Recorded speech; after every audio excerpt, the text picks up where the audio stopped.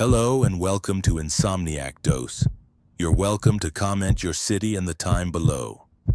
I always enjoy reading them. If you find these stories interesting, please consider subscribing. Let's start tonight's story. I took the job at the High Wind Plains Wind Farm 3 weeks after my life fell apart in a courtroom. The judge ordered me to pay $18,000 to a man whose jaw I broke in a parking lot outside a bar I shouldn't have been drinking at. My security license was suspended pending review, a polite way of saying revoked. I had $700 in checking and a truck with a cracked windshield that drank oil like water. So when my cousin's friend mentioned a night security gig at a remote wind farm that didn't ask many questions, I filled out the application with a license number I copied from an old coworker's personnel file. 2 days later, I got a text with an address and a start date. No interview, no background check, or at least not one that worked. The drive took 4 hours through high plains that looked like God had smoothed them flat with the palm of his hand. The turbines appeared on the horizon long before I reached them, white towers rising out of golden grassland like the fingers of something buried trying to claw its way up. There were 37 of them arranged in loose rows, their blades turning slow and silent in the late afternoon wind. The operations building sat at the center of the site, a prefab structure with metal siding and narrow windows. A gravel service road looped through the turbine rows in a rough figure eight marked with reflective mile markers every quarter mile. To the west was a chain-link fence surrounding the substation, a humming cluster of transformers and breaker boxes that made my teeth ache when I stood too close. And beyond that, half hidden by a rise in the land, was a cluster of trailers left over from the construction phase. 4 of them, windows dark, doors hanging open. I parked next to a dusty Ford Ranger and walked into the ops building. Inside was a break room with a coffee maker, a bathroom that smelled like industrial cleaner, and a control room dominated by a wall of CCTV, monitors showing various angles of turbines, road, and empty grassland. A man in his 50s sat at the desk, his face leathered by sun and cigarettes. He didn't look up when I entered. "You Mercer?" he asked. "Caleb Mercer, yeah." "Doyle." He still didn't look at me. "You're 15 minutes early, that's good. Means you're either eager or desperate." He opened a drawer and pulled out a manila folder. "Corporate sent over your orientation packet. Standard procedures, radio codes, emergency contacts. Read it tonight, sign the last page, leave it in the desk." He slid the folder across. I opened it. Neat typed pages on company letterhead. Wind farm night security procedures, lots of bullet points and subsections, professional, boring. Then Doyle reached into his jacket pocket and pulled out a folded piece of notebook paper, edges worn soft. He placed it on top of the folder and leaned back in his chair, finally looking at me. His eyes were the color of dishwater. "Use these," he said quietly. "The packet is for insurance." I unfolded the paper. Handwritten in blue ink, the letters cramped and uneven. Rules for night shift. 1. If you see a person inside the fence line after midnight, do not challenge them. If they stop moving, you already lost. 2. If the red beacons blink in a wave pattern, west to east, stay in the ops building until dawn. Do not look out the windows. 3. The substation hums, that's normal. If it stops humming, leave the site immediately and do not return until someone calls you. 4. The trailers are off limits. They look abandoned. They aren't. 5. If you hear your name called from outside, check the CCTV before responding. If you see yourself on camera, do not answer. I read them twice. Then I looked at Doyle. "This some kind of hazing thing?" "No." "Then what? Just use them." He stood and grabbed a jacket from the back of his chair. "I'm day shift now, you're solo nights, 7 p.m. to 7 a.m. Radio works most of the time. Nearest town is 40 minutes. You'll do a patrol every 2 hours. Vehicle check of the perimeter road, visual on all turbines, log anything unusual. Rest of the time you sit here and watch the screens. Questions? I had about 100, but his tone made it clear he wouldn't answer any of them. No. Good. He walked to the door, then paused. Don't use the corporate rules, Mercer. They'll get you killed. He left. I sat down at the desk and looked at the 2 sets of rules. The corporate packet said to challenge anyone on site after hours. Doyle's handwritten list said never to challenge anyone after midnight. The corporate packet said to report beacon malfunctions and continue patrol. Doyle's list said to lock myself inside if the beacons blinked in sequence. They contradicted each other completely, and both were written like my life depended on them. I should have walked out then, driven back to town, found a different job, dealt with my debts some other way. But I didn't, because when I looked at Doyle's handwritten rules, something in my chest went cold and certain, like a key turning in a lock I didn't know was there. I had been here before, not this building, not this job. But somewhere on this site, at some point in my childhood, I had stood in the shadow of these turbines and felt this same specific dread. I couldn't remember when or why. The memory was a gap, a hole in my timeline shaped like wind and white towers. I folded Doyle's rules and put them in my pocket. Then I opened the corporate packet and started reading. At 6:47 p.m., the sun dropped below the horizon and the turbine beacons ignited. Red lights blinking in slow, staggered rhythm across the rows. The wind picked up, the cameras flickered, and I realized that the CCTV monitor showing the north side of the ops building had just captured me walking past the window while sitting inside. The figure on the screen moved exactly like me. Same stride, same slight limp in my left leg from an old knee injury. It walked past the window, paused, and turned its head toward the camera. For 3 seconds, it stared directly into the lens. Then it continued walking out of frame. I stood up fast enough that the chair tipped over. I went to the window and looked out. Empty gravel. No footprints in the dust. The timestamp on the monitor read 6:49 p.m. Current time. I checked the playback. The figure was there, clear as anything. I pulled Doyle's rules from my pocket and read them again. Number 5. If you see yourself on camera, do not answer. Answer what? Outside, the turbines turned in perfect silence, their blades carving the sky into pieces. The wind direction indicator on the control panel read calm, 0 knots. But the turbines kept turning anyway. I sat back down. I opened a notebook I'd brought from home and wrote the date, the time, and a single sentence. I saw myself on camera. I was inside. Corporate rules say report anomalies. Doyle's rules say don't answer. I don't know what that means. I set the pen down. When I looked back at the page, there was a second sentence below mine in handwriting that wasn't mine. You will.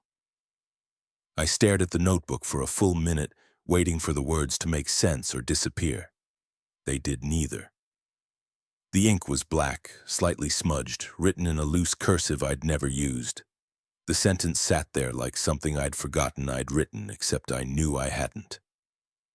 I flipped back through the pages. Empty. I flipped forward. Nothing. Just that one line. You will. I closed the notebook and shoved it into the desk drawer. Then I made coffee I didn't want and stared at the CCTV wall, trying to construct a rational explanation. Stress. Exhaustion. Maybe I'd written the line earlier and forgotten. Maybe the light was playing tricks. But I didn't believe that. Not. Really? At 8 p.m. I did my first patrol. I took the company truck, a white F-150 with the High Wind logo on the door, and followed the service road through the turbine rows. The headlights carved tunnels through the dark. The turbines loomed overhead, their nacelles the size of school buses perched on towers that vanished into the black sky. The red beacons blinked slow and steady, each turbine slightly out of sync with the others. I stopped at mile marker 3 and rolled down the window. The wind had died completely. The grassland stretched silent and still under a sky with too many stars. I could hear the turbines, though. Not the blades, but a low hum from deep inside the towers, like the resonance of a tuning fork pressed to bone. I keyed the radio. Unit 1 to base. Patrol checkpoint 3, all clear. Static. Then my own voice, faint and distorted. All clear, don't look up. I dropped the radio. It clattered onto the passenger seat, still hissing. Static. I hadn't said that. The voice was mine, but I hadn't said it. I looked up anyway. The turbine directly above me had stopped, blades frozen mid-rotation, perfectly still. The red beacon continued blinking, but the blades didn't move even though every other turbine in the row was still turning. I put the truck in gear and drove back to the ops building faster than I should have. When I got inside, I checked the CCTV feed for turbine 12. On camera, it was turning. Blades in smooth rotation, no interruption. I watched the feed for 5 minutes. Normal. I went back outside and looked at turbine 12 with my own eyes. The blades were frozen. I checked the camera again, turning. I stepped outside, frozen. The discrepancy was absolute. The camera showed one reality. My eyes showed another, and neither was lying. I went back inside, locked the door, and pulled out Doyle's rules. Number 2, if the red beacons blink in a wave pattern, west to east, stay in the ops building until dawn. I watched the monitors. The beacons were still staggered, not sequential. Not a wave, not yet. At 10:30 p.m., I tried calling Doyle. No answer. I tried the emergency contact number from the corporate packet. It rang 14 times and disconnected. At 11:45 p.m., I opened the desk drawer to check the notebook again. The page now had 3 lines. I saw myself on camera. I was inside. Corporate rules say report anomalies. Doyle's rules say don't answer. I don't know what that means. You will. It's starting earlier tonight. You brought something with you. I hadn't written the 3rd line. I was sure of that. I'd been watching the cameras, drinking coffee, pacing the room. The notebook had been in the drawer the whole time. I grabbed a pen and wrote directly below, "Who are you?" I waited. Nothing happened. I felt like an idiot. Then I looked at the CCTV monitor showing the interior of the ops building. The camera mounted in the corner above the door. On screen, I was sitting at the desk, normal. But the me on camera was writing in the notebook. I wasn't writing. I was watching the screen. The me on camera finished writing, set the pen down, and looked directly into the camera, not at the lens, at me, through the screen. It smiled. I spun around. The room was empty, just me. I looked back at the monitor. The figure at the desk had returned to a neutral posture, hands folded, staring at the CCTV wall like I had been doing. I checked the notebook. New line. You did. The version of you that lied on the application. The version that broke a man's face and ran. The version that came back. My throat closed. I forced air through. The corporate rules said nothing about this. Doyle's rules didn't cover it either. This was something else. Something neither set of instructions had anticipated. Or maybe something they both knew about and refused to name. At 11:58 p.m., the red beacons began to blink in sequence. It started at the westernmost turbine and rippled east across the rows, one beacon igniting after another in a perfect wave. Slow, deliberate, like a pulse moving through the body of something vast. I watched it sweep across the site, turbine by turbine, until it reached the eastern edge and stopped. Then it reversed, east to west. The wave rolled back, Doyle's rule was clear. Stay in the ops building until dawn. Do not look out the windows. I killed the lights. I sat in the dark with only the glow of the monitors. The red wave pulsed again, west to east, east to west, rhythmic, patient. Then I heard it. Footsteps, gravel crunching outside, slow, even steps approaching the building. I checked the CCTV feed for the entrance. Empty, no one there. The footsteps stopped directly outside the door. A knock, one knock per second, perfectly timed. I didn't move, didn't breathe. The corporate rules said to challenge anyone on site. Doyle's rules said never challenge anyone after midnight. The knocking continued, 20 knocks, 30, 50. Then a voice. My voice. Let me in, Caleb. I finished the patrol. It's cold out here. I looked at the monitor. The porch was empty. I have the report, the voice continued. Everything's clear. Just open the door. I checked the notebook. New line. Don't. The knocking stopped. The footsteps moved away, circling the building. I watched the monitors, tracking the sound. It passed the north side, the west side, the south. Then it stopped at the window behind me.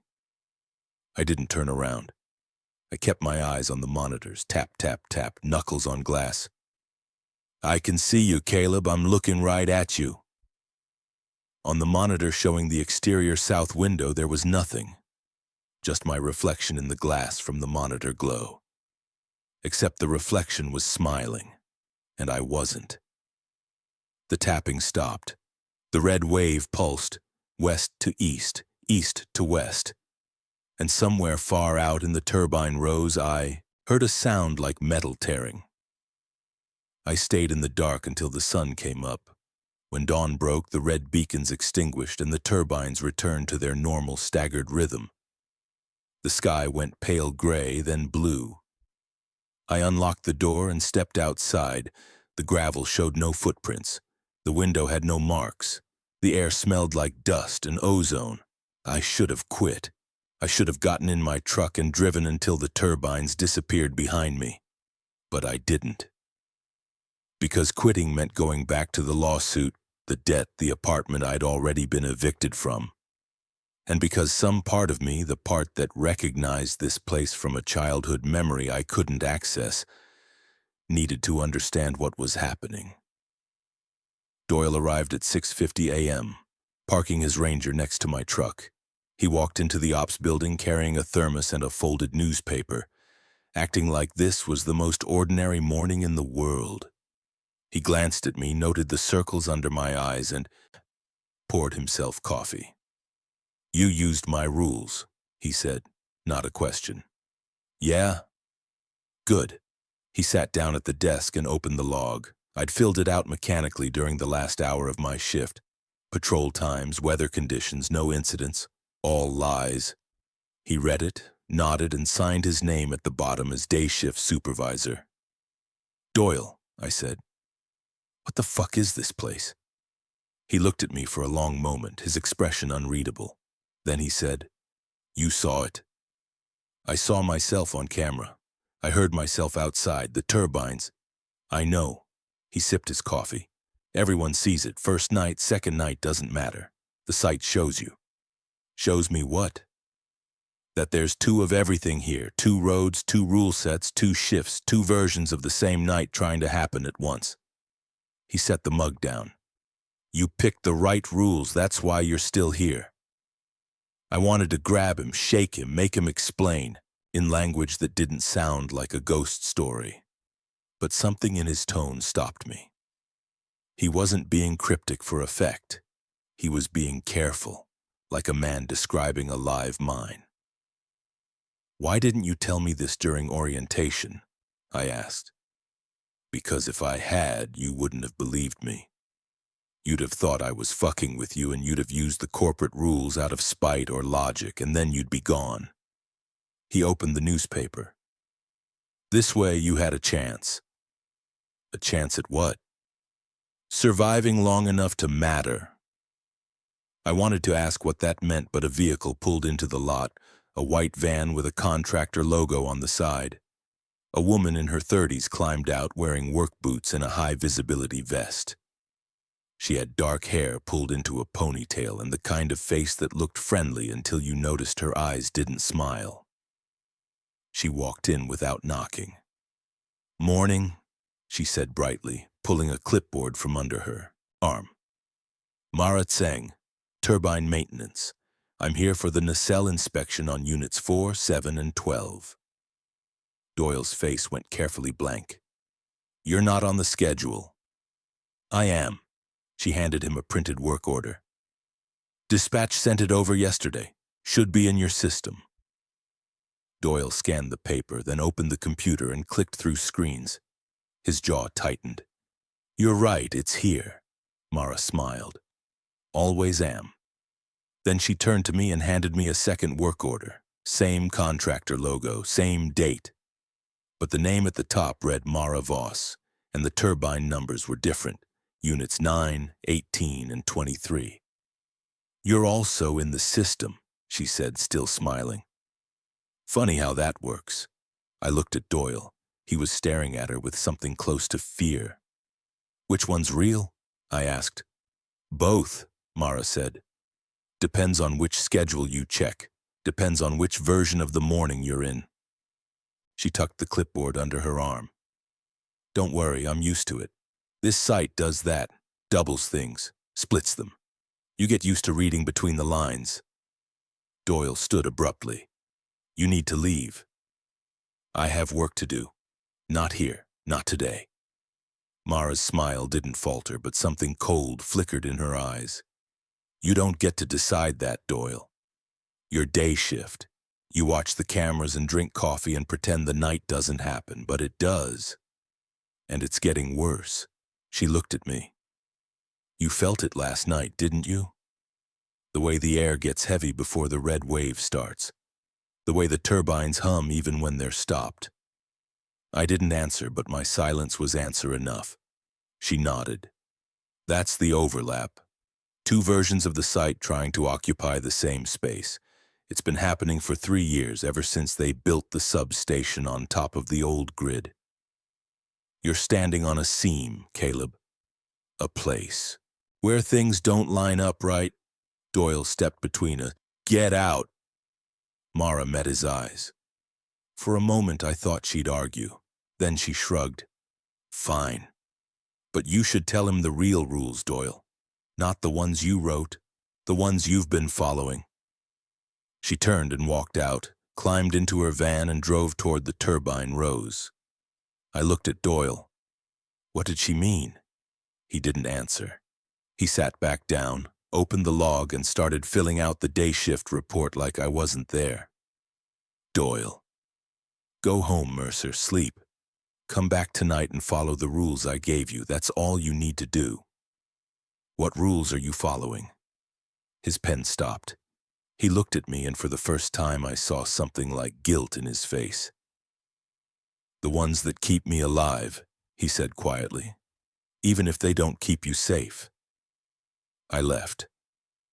I drove back to the motel where I was staying, lay down on a bed that smelled like cigarettes and mildew, and tried to sleep. But every time I closed my eyes, I saw my reflection in the CCTV monitor smiling. At 6 p.m., I drove back to the site. Mara's van was still parked near Turbine 12. The sun was setting. The red beacons began to ignite. Doyle was waiting in the ops building. He handed me a new piece of paper, different from the first. Handwritten, but in different ink. Darker, more frantic. "Updated rules for tonight. 1. If Mara Tseng asks you to follow her, say no. 2. If Mara Voss asks you to follow her, say yes. 3. If you can't tell which one she is, stay in the truck." I looked at him. "What the hell does this mean?" "It means," Doyle said, "that she's in both versions and only one of them wants you to survive." He left. The red wave started at 9:47 p.m. The red beacons rolled west to east in a smooth, unbroken wave, each turbine igniting in sequence like a fuse burning toward detonation. I was in the ops building, lights off, door locked, following Doyle's rule. The monitors glowed pale blue in the dark. I watched the wave crest and reverse, pulsing back across the site. Then I saw movement on camera 6, the feed covering the substation gate. A figure stood just outside the fence holding a flashlight. Even on the grainy black and white feed, I could tell it was a man in work coveralls.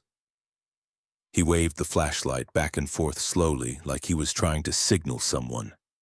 The corporate rules were clear. If you see a person inside the fence line after hours, challenge them verbally and assess intent.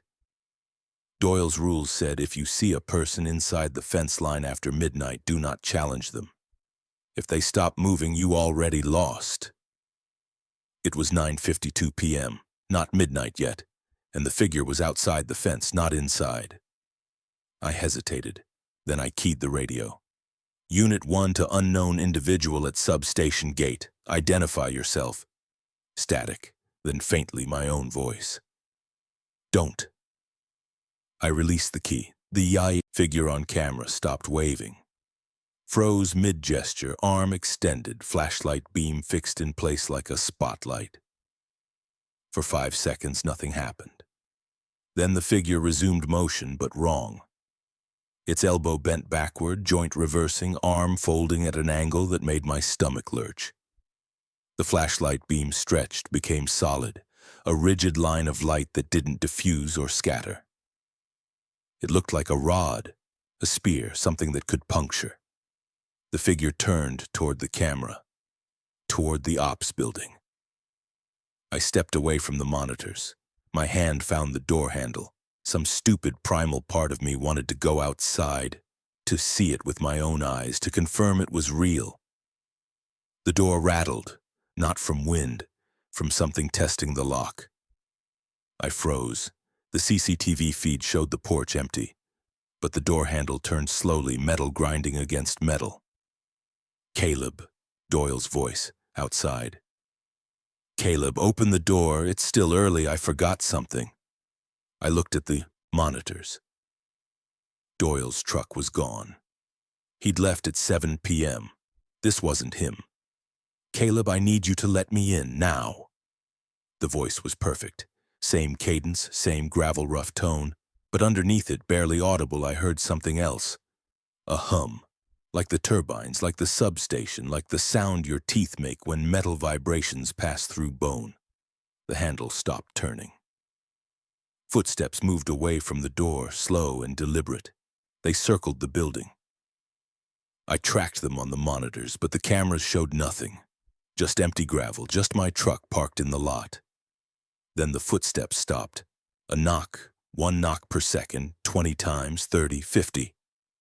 I pulled Doyle's rules from my pocket. Number 2, if the red beacons blink in a wave pattern, west to east, stay in the ops building until dawn. Do not look out the windows. I wasn't looking. I was following the rules exactly. The knocking stopped. Silence.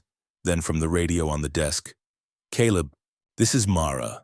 I'm at Turbine 12. Something's wrong with the nacelle. I need help. I grabbed the radio. Which Mara? Static, then. What? Tseng or Voss? A pause. Longer than it should have been. Tseng. I'm Tseng. Jesus, Caleb, what kind of question? I released the key.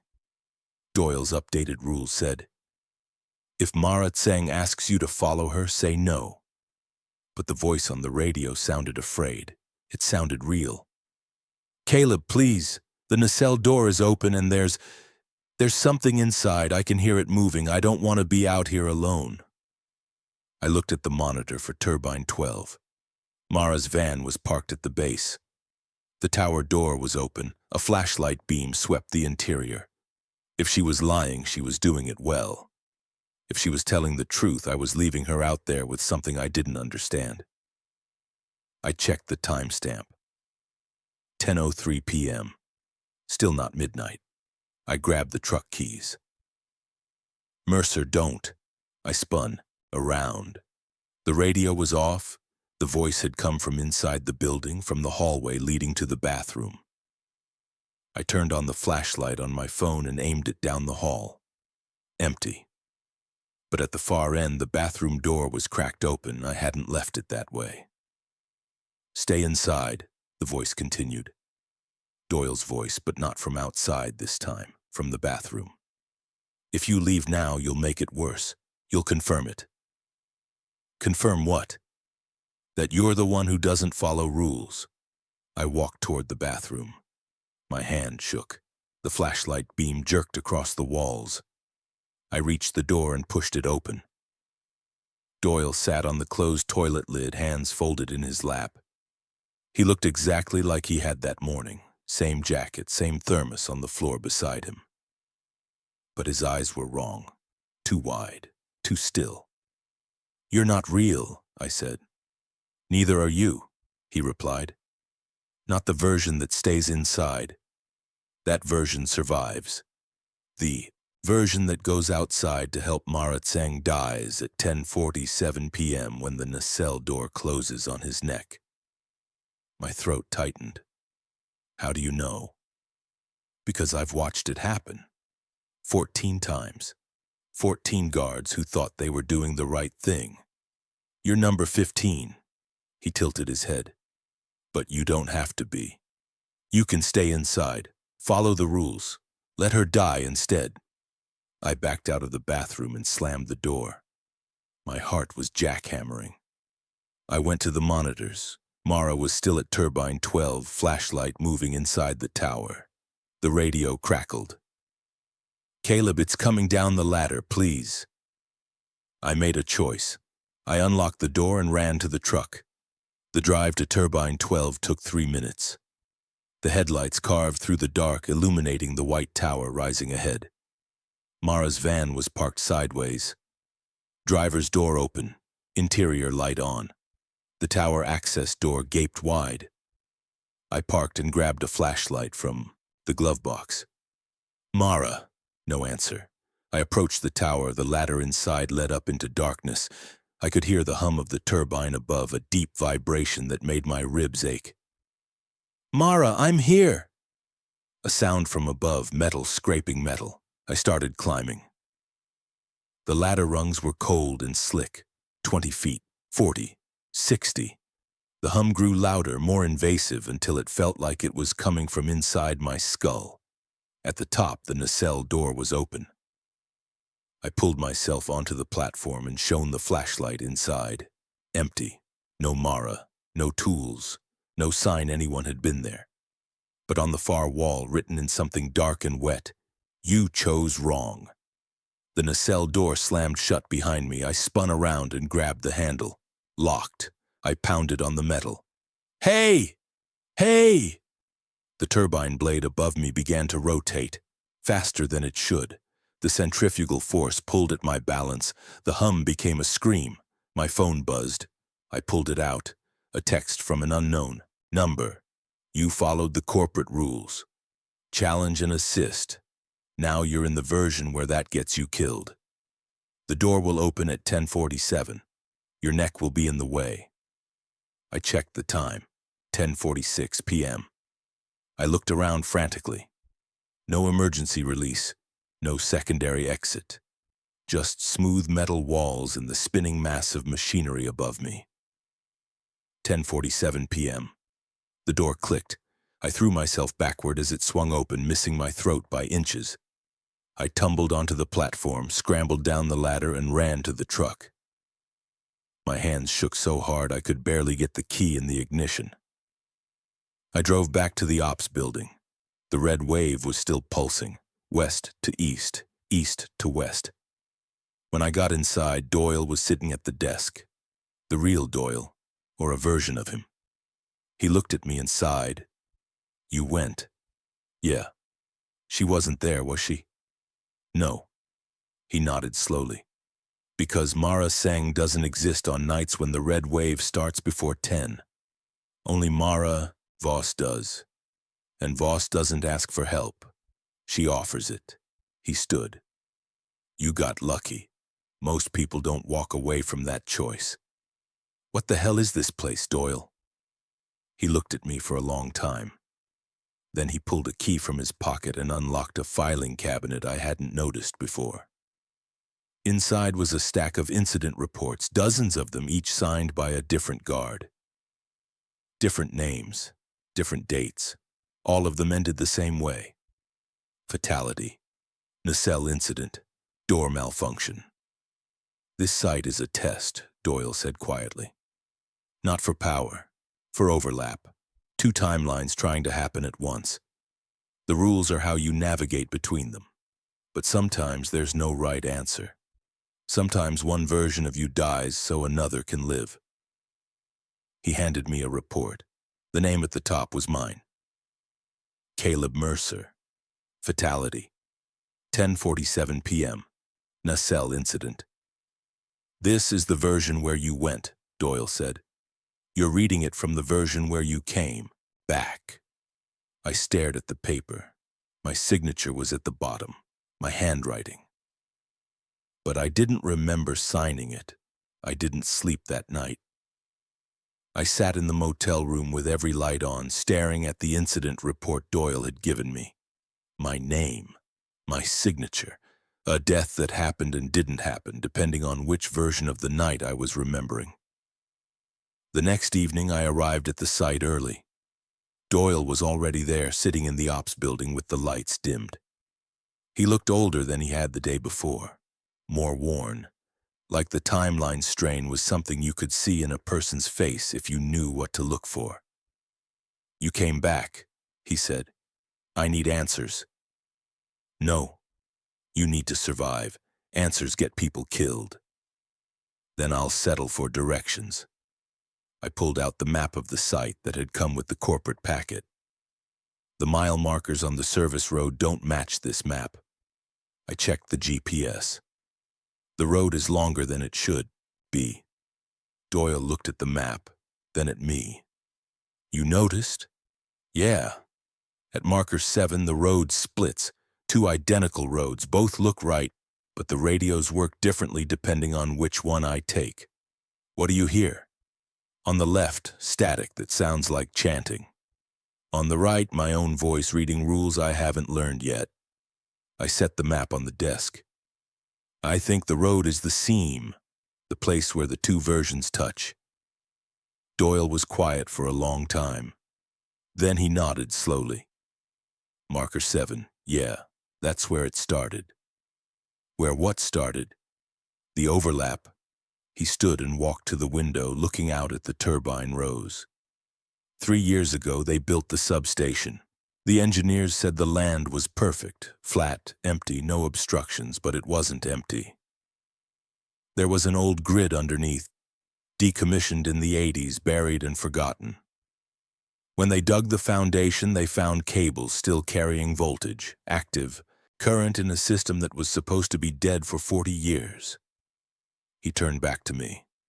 They built anyway, tied the old grid into the new one, and that's when things started splitting. Two systems occupying the same space, both trying to deliver power, both refusing to die. The turbines started acting strange. The cameras showed things that weren't there. Guards started seeing themselves. And no one shut it down? They tried. Twice. Both times the crew that came to decommission the substation disappeared. Not dead. Just gone. No bodies, no evidence, just empty trucks and unsigned logs. He sat back down. So corporate changed the approach. They started hiring night guards who wouldn't ask questions, people with bad past, people who needed money more than they needed safety. People like me? Yeah, I felt cold. You knew. When I applied, you knew what I was. I knew you lied on the application. I knew you were running from something. That's the profile. That's who survives here, people who are already used to living in two realities, the official version and the true one. I wanted to hit him. I wanted to walk out, but instead I asked, "What's at marker 7? The split point. The place where the old grid surfaces. If you follow the right road, you reach the trailer cluster. If you follow the left road, you reach the same cluster, but it's occupied. Occupied by what? By the people who stayed. The shift started at 7 p.m. I did the first patrol at 8 while taking the service road past markers 1 through 6 without incident. At marker 7, the road split exactly as I remembered, two paths diverging into identical loops. I stopped the truck and got out. The wind had died completely. The turbines turned in silence. The red beacons hadn't started their wave yet, but the air felt pressurized, like the sky was holding its breath. I took the right road.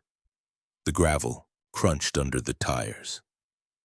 The radio hissed static, then resolved into my own voice. Turn back. This road leads to the version of you that remembers. I kept driving.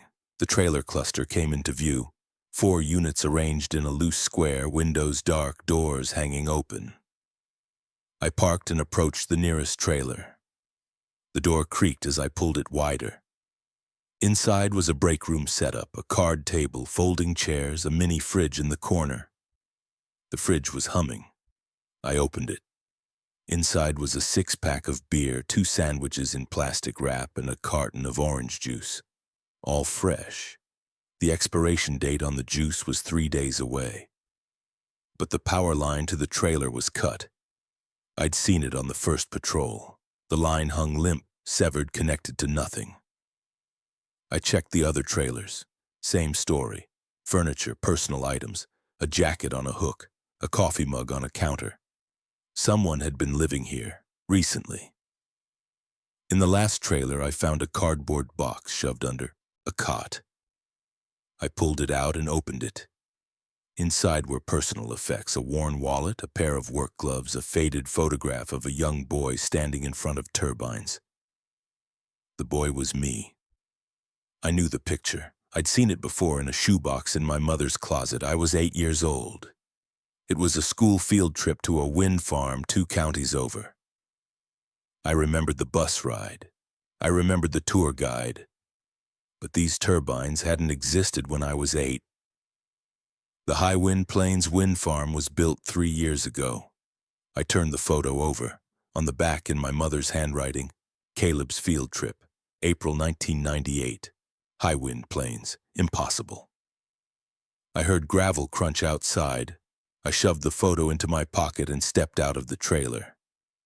A figure stood in the center of the cluster, a man in coveralls, face shadowed by the brim of a cap. He didn't move, didn't speak. I reached for the flashlight on my belt. The figure raised one hand in a slow wave, the gesture familiar and wrong, like something rehearsed too many times. "Who are you?" I called. The figure tilted its head. Then it spoke in my voice. "You don't remember, but you were here before. Before the turbines, before the grid. You were here when it was just wind and grass and something underneath that listened." I backed toward the truck. The figure followed, matching my pace exactly. Same stride, same rhythm. "You opened it, Caleb, when you were 8. You and the other kids on the field trip. You climbed the fence at the old substation and touched the cables. You felt the current. You let it in." I got into the truck and locked the doors. The figure stood in the headlights, arms at its sides. "You brought it back," it said. "When you lied on the application, when you came here running from what you did, you fed it. And now it's waking up." I reversed hard, turned the truck around and drove back to marker 7. This time, I took the left road. The radio crackled, static that resolved into chanting. Low, rhythmic words I didn't recognize. I followed the left road to the trailer cluster. It was the same cluster, but the lights were on. Through the windows, I could see figures moving. Shadows that walked with human proportions but no human weight. I didn't stop. I drove back to the ops building and ran inside. Doyle was gone. The desk was empty. The monitors showed normal feeds. Turbines turning, road empty, no anomalies. On the desk was a handwritten note. "Caleb, if you took the right road, you know the truth now. If you took the left, you saw what's waiting. Both are real. Both are you. The substation is the source, the fence corner where the hum becomes a voice. That's where you opened it. That's where you can close it, but closing it means choosing which version stays and which version gets erased. Doyle. I looked at the CCTV monitor showing the substation. The fence corner was visible in the frame, the chain link, illuminated by a floodlight. As I watched, the light flickered, went dark, came back on. In the moment of darkness, someone had been standing at the fence. When the light returned, they were gone. My phone buzzed, a text from an unknown number. You can't close it. You can only decide who gets to remember. I checked the time, 11:47 p.m. The red wave started at 11:48. The wave began at the western edge and rolled toward me like a slow detonation. One beacon, then the next, each turbine igniting in perfect sequence. I watched it sweep across the site, feeling the air grow dense, the pressure building behind my eyes. I was still holding the photograph. The boy in the picture looked so certain, so unafraid. I didn't remember being that way, but I didn't remember the field trip either. Not really, just a sense of empty time, a gap in my childhood that no one had ever questioned. The radio crackled. Caleb. Not static, not my voice. This was Mara, but I didn't know which one. Caleb, I'm at the substation. You need to see this. I checked the CCTV feed. A figure stood at the fence corner, waving a flashlight.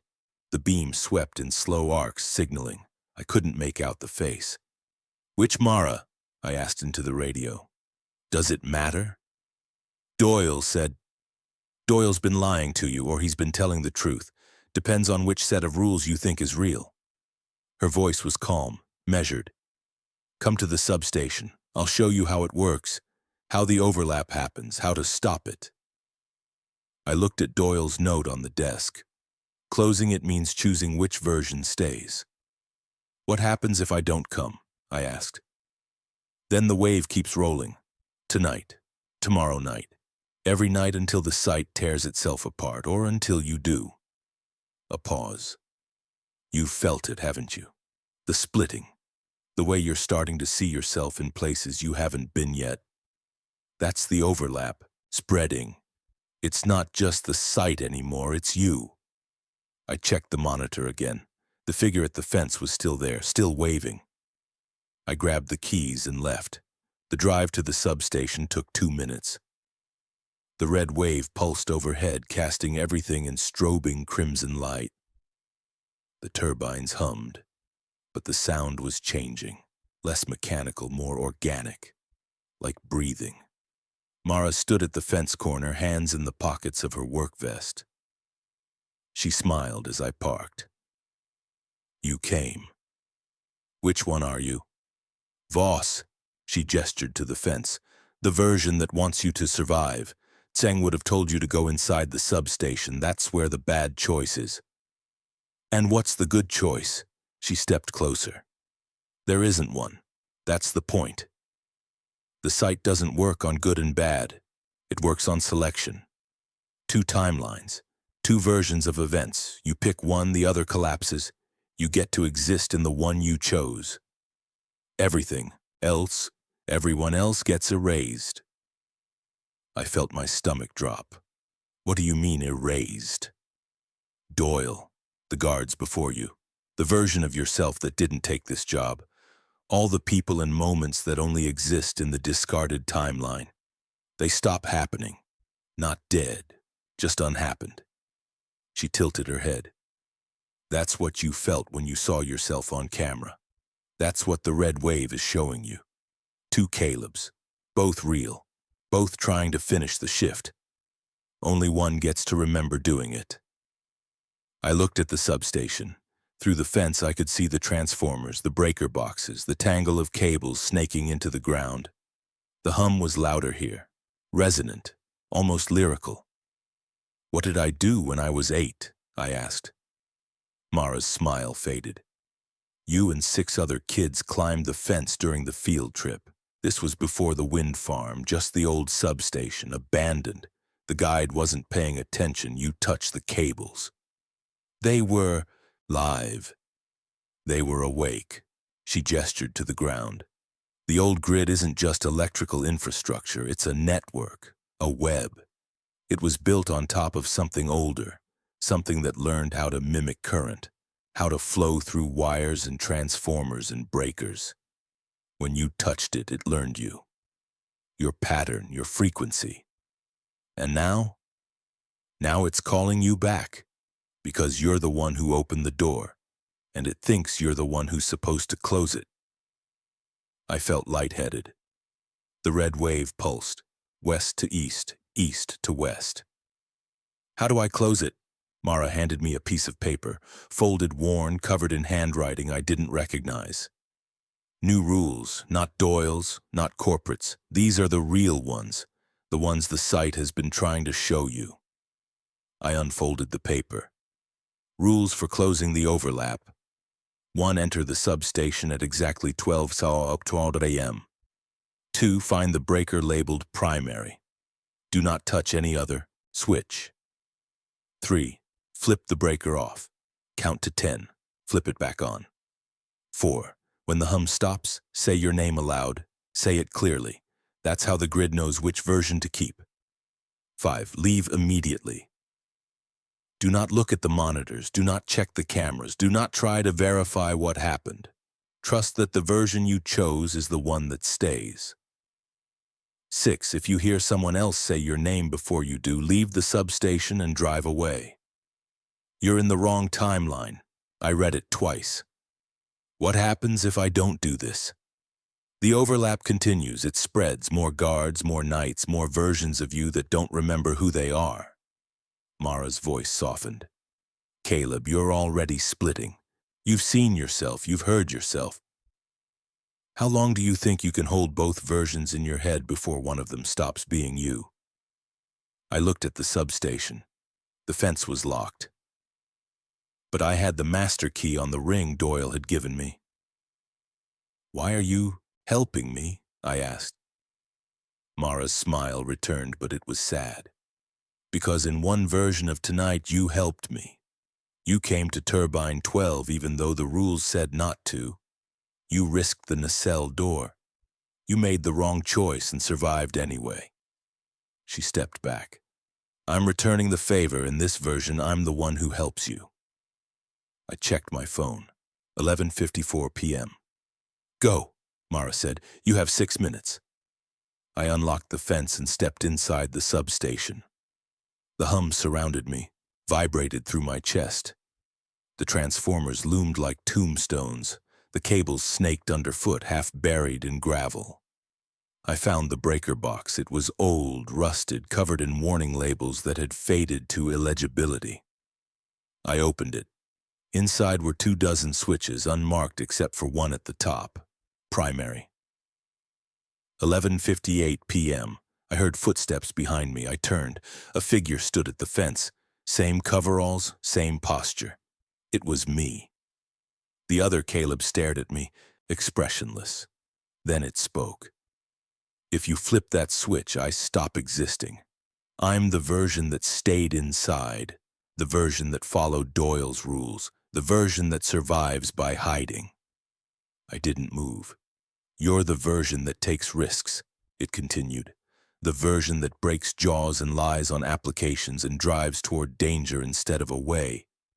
You think that makes you the real one, but it doesn't. We're both real. And you're about to erase me. 11:59 p.m. I looked at the breaker, at the other Caleb, at the red wave pulsing overhead. I'm sorry, I said. I flipped the switch. The hum stopped. Total silence. The turbines froze mid-rotation. The red beacons went dark. The world held its breath. I counted to 10. I flipped the switch back on. The hum returned, but different. Lower, smoother, like a system resetting to factory defaults. The turbines resumed turning. The beacons ignited in their normal staggered rhythm. I opened my mouth to say my name, but someone else said it first. Caleb Mercer. The voice came from behind me. I turned. The other Caleb was gone. In its place stood Doyle holding a flashlight. You flipped it, he said. I couldn't speak. You closed the overlap, Doyle continued. The version of the site that splits is gone. The turbines will run normal now. The cameras will show what's real. The rules won't contradict. He stepped closer. But you didn't say your name first, I did. My chest tightened. What does that mean? Doyle's face was unreadable. It means the grid chose me.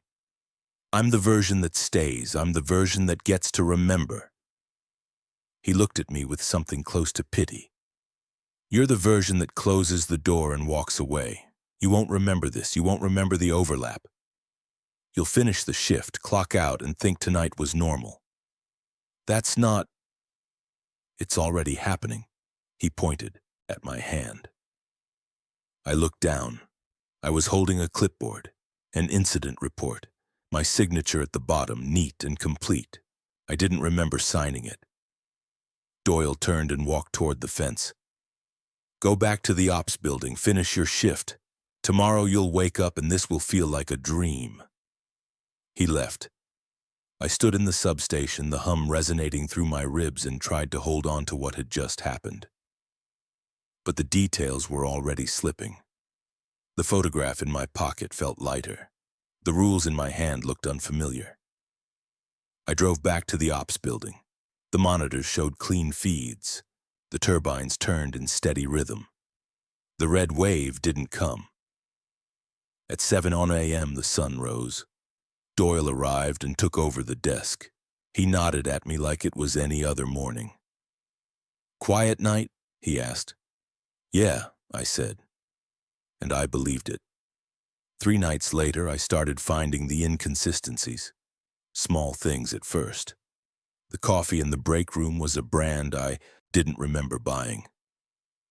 The log entries were in my handwriting, but I didn't remember writing them. The truck had a scratch on the passenger door that I couldn't account for. Then I found the notebook. I'd left it in the desk drawer after the first night. When I opened the drawer on the 4th night, the notebook was full. Pages and pages of entries in my handwriting describing events I didn't remember. Patrols I hadn't done. Conversations I hadn't had. Rules I'd never read. One entry dated the night I flipped the breaker, 12:03 a.m. substation. Doyle said my name before I could. I felt something shift, like a gear clicking into place. The version of me that remembers the overlap is fading. The version that doesn't is taking over. I'm writing this while I still can. While I still know this happened. If you're reading this, you're the version that stayed, the version that doesn't remember. And I need you to know, you're not the real one. You're the copy. I set the notebook down. My hands were shaking. That night at 9:47 p.m. I did a patrol. At mile marker 7 I stopped the truck. The road didn't split. It was just one road, straight and normal. But when I got out and walked to the edge, I could see gravel marks where a second path used to be.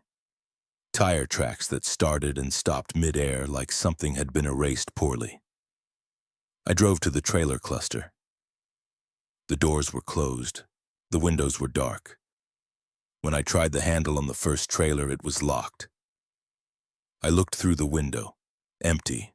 No furniture, no fridge, just bare walls and a concrete floor. But I remembered the fridge humming. I remembered the beer and the sandwiches. Or did I? At 11 p.m. I went to the substation. The fence was locked. The hum was normal, steady, mechanical, nothing lyrical. I stood at the corner where Mara had stood and tried to remember what she'd said. I couldn't. I knew her name. I knew she'd been important, but details were gone, smoothed over like water erasing footprints in sand. I went back to the ops building. The CCTV monitors showed normal feeds. I sat at the desk and stared at them, trying to find a crack, a glitch, anything that proved the overlap had been real. Then I saw it. Camera 4 covering the south turbine row. For just a frame, a single frame in the playback, there was a figure standing at the base of turbine 18. Coveralls. Cap. Arms at its sides. It looked like me. I rewound the feed. The frame was gone. Just empty gravel and turbine shadow, but I'd seen it. At 11:47 p.m., the red beacons started blinking in sequence, west to east. A wave. I grabbed Doyle's rules from the drawer, but when I unfolded the paper, it was blank. Just a piece of notebook paper with no writing. I checked the corporate packet. The rules were there, clean and professional. If the red beacons blink in sequence, report the malfunction and continue patrol. I didn't remember that, being the rule. But I didn't remember what the other rule was either. I stayed inside. Some instinct I couldn't name told me that was right. The wave rolled across the site, once, twice, 3 times. Then it stopped. At midnight, the radio crackled. Caleb. My own voice. Caleb, you need to go to the substation. I'm waiting for you. I grabbed the radio. Who is this? You know who this is. I'm the version of you that said my name first, the version that remembers. I've been trying to reach you for 3 nights, but the overlap won't let me through. You need to come to the substation. Now. I looked at the monitors. Camera 6 showed the substation. A figure stood at the fence, waving. Why? I asked. Because you're not real, Caleb. You're the version the grid created to replace me. You don't have memories of the overlap because you weren't there. You were made after it closed, a copy, a placeholder. My chest felt hollow. That's not true. Check your phone, look at your messages, look at your call history. I pulled out my phone. The call log was empty. No outgoing calls, no incoming, just a blank screen. I checked my messages, one text from an unknown number sent 3 days ago. You're not him. But you think you are. That's how the grid works. It fills the gap with something that feels right. And you feel right, don't you? You feel real. I dropped the phone. Come to the substation, the voice on the radio said. I'll prove it. I'll show you the seam where you were stitched in. I stood. I left the building. I drove to the substation. The figure was waiting at the fence. As I got closer, I could see his face. My face. Same scar on the chin from a childhood fall. Same crooked front tooth. Same tired eyes. He smiled. You came. What do you want? I want you to understand. He gestured to the substation. When I flipped the breaker, the grid had to choose. It chose the version of me that Doyle named. The version that remembers. But it couldn't erase you completely. You'd already started existing. You'd already lived 3 nights. So it did the next best thing. It let you keep going. It let you become real by forgetting you weren't. I felt dizzy. I have memories. I remember the lawsuit, the bar fight, the drive here. Those are my memories. The grid copied them. Gave them to you so you'd have a past. He stepped closer to the fence. But you don't have a future. You're a loop. You'll work this shift forever, following the corporate rules, never questioning, never remembering, and I'll keep trying to break through. Keep trying to show you. Why? Because you're me. And I can't let a version of myself live like that. He pulled something from his pocket. A key. The master key to the substation fence. Take it, he said. Go inside. Flip the breaker again. This time, say your name first. Erase me. Become the version that stays. I stared at the key. What happens to you? I stop existing, but at least I'll stop remembering. His smile was bitter. You don't know what it's like, holding 2 timelines in your head, knowing the world reset and you're the only one who noticed. It's like drowning in a memory no one else believes. I took the key. I unlocked the fence and stepped inside. The hum was louder now, insistent, almost eager. I found the breaker box, opened it. The primary switch stared back at me. The other Caleb stood outside the fence, watching. Do it, he said. End this. I flipped the switch. The hum stopped. Silence. The world held still.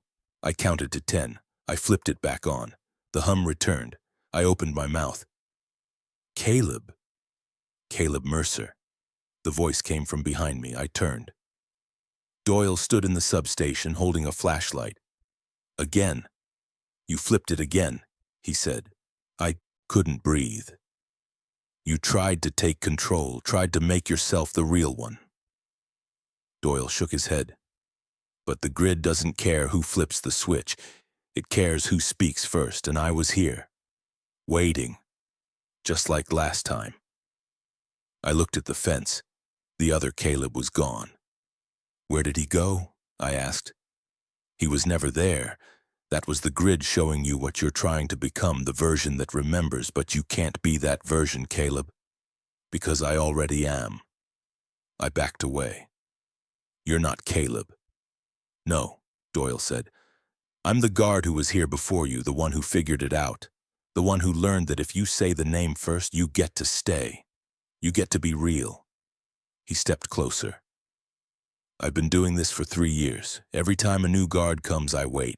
I let them find the rules, let them flip the switch, and then I say their name and take their place. That's not... You're not the first Caleb Mercer. You're the fourth. He smiled. The grid makes copies, I collect them, and every time the new one thinks they're the original. I ran, out of the substation, into the truck, down the service road. I didn't stop until I reached the ops building. Inside, the monitors showed normal feeds. The turbines turned. The red wave had stopped. I checked the notebook. The last entry was in my handwriting. I flipped the switch again. Doyle said my name. I don't know how many times I've done this. I don't know which version I am anymore. All I know is the shift never ends. I looked at the CCTV monitor showing the interior of the ops building. I was sitting at the desk, writing in the notebook. But I was standing across the room. The me at the desk looked up. It smiled. And I realized I was the one on camera. Dawn came at 7:06 a.m. The sun broke over the horizon in a clean line of gold, and the turbines turned steady and true. The red beacons extinguished. The hum from the substation settled into its normal mechanical rhythm. Everything looked exactly as it should. I sat at the desk, staring at the logbook. It was filled out completely. Every patrol logged, every timestamp accurate. My signature at the bottom of each page, neat and confident. I didn't remember writing any of it. Doyle's truck pulled into the lot at 7:15. I heard the door slam, heard his boots on the gravel, heard the front door open. He walked in carrying his thermos and newspaper like this was the most ordinary morning in the world. He looked at me. Quiet night? Yeah, I said. He poured himself coffee and sat down at the desk. He scanned the logbook, nodded, and signed his name as day shift supervisor. Then he looked at me again, and for just a moment I saw something in his face.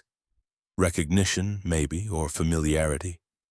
Like he'd had this exact conversation 100 times before. You did good work, he said. Clean logs, no incidents, corporate will be happy. Thanks. He opened the newspaper. I stood to leave. Mercer, he said without looking up. You planning to come back tonight? I paused at the door. That's the job, right? Yeah. He turned to Paige, just checking. I left. The drive back to the motel took 40 minutes. The high plains stretched flat and golden under the morning sun. I passed a gas station, a roadside diner, a billboard advertising farm equipment. Everything was normal, real, solid. But I couldn't shake the feeling that I was driving through a memory someone else had lived. At the motel, I lay down on the bed and closed my eyes. I tried to remember the first night, the handwritten rules, the figure at the substation, the nacelle door, Mara. The details felt distant, blurred, like I was trying to recall a dream from years ago instead of days. I pulled out my phone. The call log was still empty. No messages except the one from the unknown number. You're not him, but you think you are. I deleted it. That evening I drove back to the site. The sun was setting. The turbine stood white and clean against the darkening sky. Doyle was waiting in the ops building. He handed me the logbook and the keys without a word. I sat down at the desk. He left. At 8:01 p.m., I did the first patrol. The service road was smooth and straight. No split at mile marker 7. The trailer cluster was locked and empty. The substation hummed at the correct frequency. At 9:47 p.m., the red beacons blinked in their normal staggered rhythm. No wave, no sequence. At midnight, the radio stayed silent. Everything was fine. At 3:00 a.m., I checked the CCTV playback. I scrubbed through the feeds looking for anomalies. Nothing. Just empty turbine rows and gravel roads. Then I checked camera 4. I rewound to 11:00 p.m. The frame I'd seen before, the figure at turbine 18, was gone. Completely. Like it had never existed, but I remembered it. At 5:00 a.m., I opened the desk drawer and pulled out the notebook. I flipped to the last entry. I flipped the switch again. Doyle said my name. I don't know how many times I've done this. I don't know which version I am anymore. All I know is the shift never ends. I stared at the words. They were in my handwriting. I was sure of that, but I didn't remember writing them. I turned to a blank page. I picked up a pen. I wrote, "If you're reading this, you're not the first. You're not even the second. You're a version of a version, and the shift never ends." I set the pen down. I waited. Nothing happened. Then I noticed the page was different. The words I'd just written were fading, the ink lightening, bleeding into the paper like water erasing pencil marks. Within seconds, the page was blank again. I tried again, wrote the same sentence, watched it fade. The notebook wouldn't let me leave a message. It wouldn't let me warn the next version because the next version was already me. At 6:50 a.m., Doyle arrived. He walked in, poured coffee, sat down. He scanned the logbook and nodded. "Quiet night?" he asked. "Yeah," I said, and I believed it. I left. I drove back to the motel. I slept. At 6:00 p.m., I drove back to the site. The loop continued. 7 nights, 14, 21. Every morning, Doyle asked the same question. Every morning, I gave the same answer. Every night, I followed the corporate rules. I did the patrols, I logged the data, I watched the monitors. And every night, just before dawn, I felt a moment of dissonance, a brief flicker where the details didn't quite line up, where the logs looked unfamiliar, or the truck had a scratch I couldn't explain, or the turbines seemed to hum in a frequency that made my chest ache. But the feeling always passed. On the 32nd night, I found the memo. It was sitting in the printer tray when I arrived. Fresh paper, crisp folds, no date, no signature. Just 2 messages. "Welcome, Caleb. Please review the updated rules for tonight." And below it, handwritten in different ink, "Don't trust the version of you that feels relieved." I read it 3 times. Then I set it on the desk and started the shift. At 9:47 p.m., the red beacons began blinking in sequence, west to east. A wave. I grabbed the corporate rules. They said, "Report the malfunction and continue patrol." I grabbed Doyle's handwritten rules from the drawer. The paper was blank. I sat in the dark and watched the wave roll across the site. Once, twice, 10 times. At midnight, the radio crackled.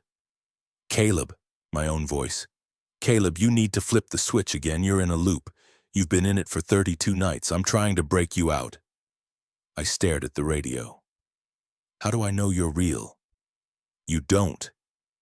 But you know something's wrong. You've felt it. You've seen it. The logbook you don't remember. The messages you can't keep. The version of yourself that keeps showing up in places you haven't been." I looked at the CCTV monitor. Camera 4 showed turbine 18. A figure stood at the base. Coveralls. Cap. It waved. "Go to the substation," the voice said. Flip the switch. Say your name first. End the loop. I looked at the memo. Don't trust the version of you that feels relieved. I felt relieved. The voice on the radio was offering me an escape, a way out, a chance to become real. But I remembered something Doyle had said back on a night I couldn't quite recall. The grid doesn't care who flips the switch. It cares who speaks first. If I went to the substation, someone would say my name before I could. Doyle. Or the other me. Or the grid itself. And I'd reset again. The loop would continue. I turned off the radio. I stayed in the ops building. I watched the red wave pulse until dawn. At 7:15 a.m., Doyle arrived. Quiet night? He asked. I looked at him, really looked. His face was tired. His eyes were distant. He looked like a man who'd been asking the same question for a very long time. No, I said. He paused. What happened? I don't know, but I think you do. He set down his thermos. For a long time, he didn't speak. Then he pulled a key from his pocket and unlocked the filing cabinet. He pulled out a folder and handed it to me. Inside were incident reports, dozens of them, all signed by different guards, all ending the same way. Fatality. Timeline collapse. Subject unable to stabilize. And at the bottom of the stack, a report with my name. Caleb Mercer. Incident date ongoing. Status loop active. Resolution pending. You're stuck, Doyle said quietly. You've been stuck since the first night. The version of you that flipped the switch didn't disappear. It fractured. Split into multiple iterations. Every night a new version wakes up thinking it's the first. And every night it tries to figure out what's wrong. How do I stop it? You don't. He took the folder back. The loop is the resolution. The grid couldn't choose which version of you to keep, so it kept all of them. You're living every possible outcome simultaneously. The version that stays inside, the version that goes outside, the version that flips the switch, the version that doesn't. All of them are you. All of them are real. I felt cold. So I'm trapped. No, Doyle said, you're stable. The loop is how you survive. As long as you keep repeating the shift, the grid doesn't have to choose. You get to keep existing. All of you. He stood and walked to the door. Go home, Mercer. Sleep. Come back tonight. And the night after. And the night after that. It's not a perfect life, but it's the only one you have. He left. I sat in the ops building staring at the monitors.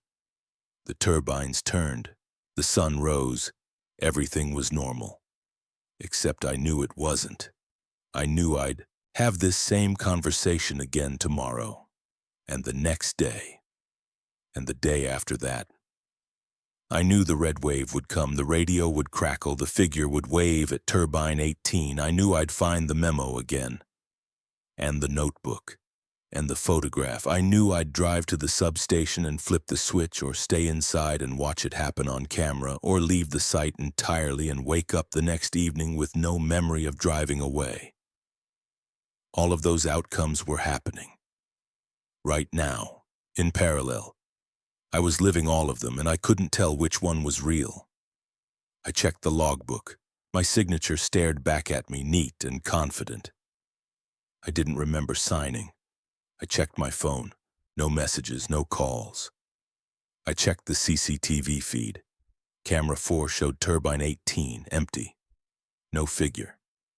But I knew if I rewound the footage, I'd find a single frame, a glimpse of myself standing where I shouldn't be. I closed the logbook. I stood. I walked to the door. Before I left, I looked back at the desk, at the monitors. At the ops building, I'd spent 32 nights inside, or 3 nights, or 1, depending on which version of the timeline I was remembering. The memo was still sitting in the printer tray. Don't trust the version of you that feels relieved. I felt relieved. I left anyway. And tonight, whichever tonight this is, I'll come back. Because the shift never ends, and neither do I.